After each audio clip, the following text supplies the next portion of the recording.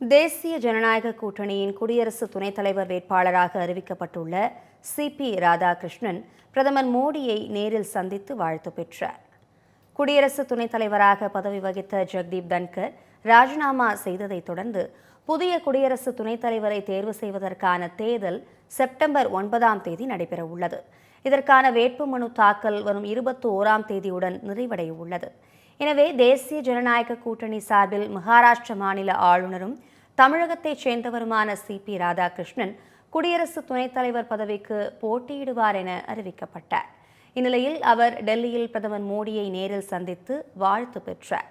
தொடர்ந்து வரும் 20ஆம் தேதி சிபி ராதாகிருஷ்ணன் வேட்புமனு தாக்கல் செய்ய உள்ளதாக பாஜக தலைமை அறிவித்துள்ளது.